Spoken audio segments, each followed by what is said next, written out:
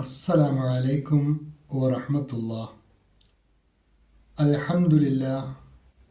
അല്ലാഹുമ്മ സ്വല്ലി അലാ മുഹമ്മദിൻ വഅലാ ആലി മുഹമ്മദ് വബാരിക് അലാ മുഹമ്മദിൻ വഅലാ ആലി മുഹമ്മദ് ഇന്നക ഹമീദും മജീദ്.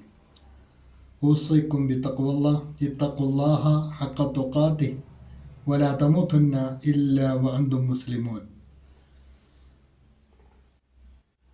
ഖുർആൻ ഹദീസ് ലേണിംഗ് സ്കൂളിലെ പ്രിയ പഠിതാക്കളെ, ഈ ഞായറാഴ്ചയിലെ ഹദീസ് ക്ലാസ്സിൽ നമുക്ക് പഠിക്കുവാനുള്ളത് പ്രമുഖ സ്വഹാബിവര്യൻ അബൂ ഹുറൈറ റളിയല്ലാഹു അൻഹു റിപ്പോർട്ട് ചെയ്ത ഹ്രസ്വവും എന്നാൽ വിഖ്യാതവുമായ രണ്ട് ഹദീസുകളാണ്. രണ്ട് ഹദീസും സ്വഭാവ സംസ്കരണവുമായി ബന്ധപ്പെട്ട ഹദീസുകൾ തന്നെയാണ്. അതിലെ ആദ്യ ഹദീസ് عن أبي هريرة رضي الله عنه عن النبي صلى الله عليه وسلم قال من كان له وجهان في الدنيا كان له لسانان من نار يوم القيامة. അബൂ ദാവൂദ് അദ്ദേഹത്തിൻ്റെ സ്വഹീഹിൽ ഉദ്ധരിച്ച ഹദീസാണ്. അബൂ ഹുറൈറ റളിയല്ലാഹു അൻഹു നബി സല്ലല്ലാഹു അലൈഹി വസല്ലമയെ തൊട്ട് റിപ്പോർട്ട് ചെയ്യുന്നു, അള്ളാഹുവിൻ്റെ റസൂൽ സല്ലല്ലാഹു അലൈഹി വസല്ലം പറഞ്ഞു, മൻ കാന ലഹു വജ്ഹാനി ഫി ദുനിയ, ദുനിയാവിൽ ആരെങ്കിലും രണ്ട് മുഖവുമായി ജീവിച്ചാൽ, ദ്വിമുഖനായിട്ട് ജീവിക്കുന്ന അങ്ങനെയുള്ള ആൾക്കാരെ കാണുമല്ലോ, ഒത്തടത്ത് ഒത്തതിനനുസരിച്ച് നിന്നു കൊടുക്കുന്ന, അവസരോചിതം ഓന്ത് നിറം മാറുന്നത് പോലെ നിറം മാറുന്ന സ്വഭാവമുള്ള, തൻ്റെ അനുകൂലിയെ കാണുമ്പോൾ അയാളുടെ കൂടെയും, എന്നാൽ തൻ്റെ ആദർശപരമായി എതിർചേരിയിൽ നിൽക്കുന്നവരെ കാണുമ്പോൾ അവരുടെ കൂടെയും കൂടി കൊടുക്കുന്ന ദ്വിമുഖന്മാർ, അങ്ങനെയുള്ള ആൾക്കാർ, അവർക്ക് കാനലഹു ലിസാനാനി മിൻ നാരിൻ, തീയാലുള്ള രണ്ട് നാവുകളുണ്ടാവും യൗമൽ ഖിയാമ, പുനരുദ്ധാന നാളിൽ. അവർ ഈ കാപട്യവുമായി ജീവിച്ചതിൻ്റെ അനന്തരഫലം എന്നുള്ള നിലയ്ക്ക് പുനരുദ്ധാന നാളിൽ അവർക്ക് വിലപിക്കുവാൻ ഇരട്ടി നാവുകളാണ് ഉണ്ടായിരിക്കുക. വളരെ ദയനീയമായിരിക്കും അവരുടെ അവസ്ഥ. സമൂഹത്തിൽ അങ്ങനെയുള്ള ആൾക്കാരെ കാണാം. മത്സ്യങ്ങളുടെ കൂട്ടത്തിൽ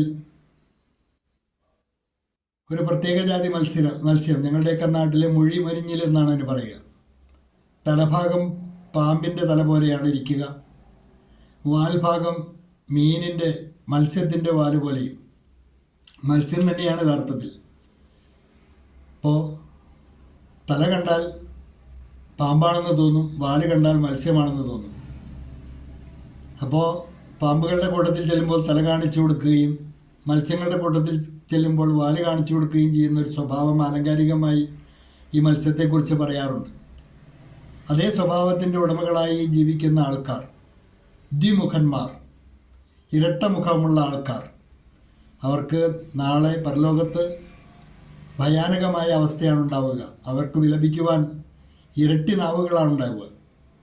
അള്ളാഹു നാം ഏവരെയും അതിൽ നിന്ന് കാത്തു സൂക്ഷിക്കുമാറാകട്ടെ.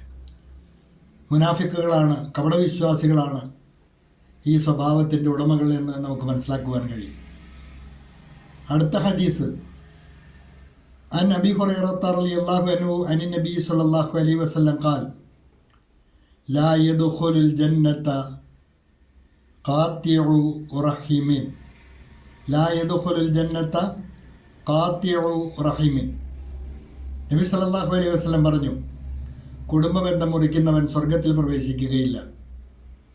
കുടുംബബന്ധം കാത്തു സൂക്ഷിക്കുന്നതിൻ്റെ, രക്തബന്ധം കാത്തു സൂക്ഷിക്കുന്നതിൻ്റെ പവിത്രതയാണ് ഈ ഹദീസ് നമ്മെ പഠിപ്പിക്കുന്നത്.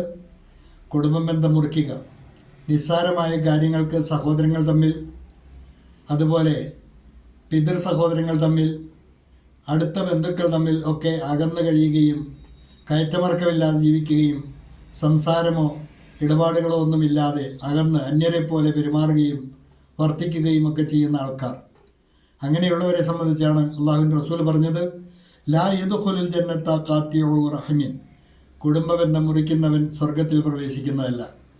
വളരെ നിസ്സാരമായ കാര്യങ്ങൾക്കാണ് മനുഷ്യർ പരസ്പരം തെറ്റുന്നത്.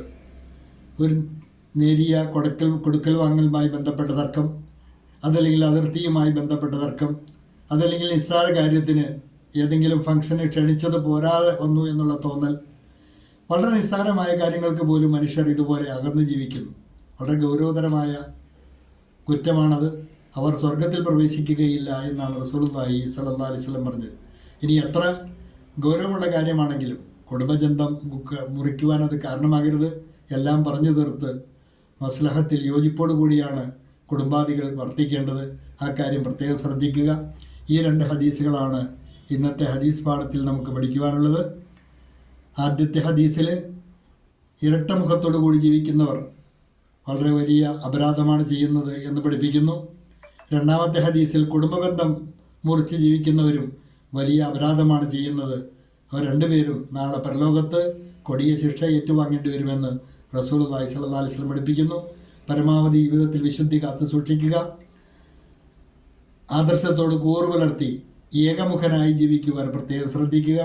കുടുംബബന്ധം നിലനിർത്തുവാനും അതിൻ്റെ പവിത്രത കാത്തു സൂക്ഷിക്കുവാനും സത്യവിശ്വാസികൾ ജാഗരൂകരാകുക.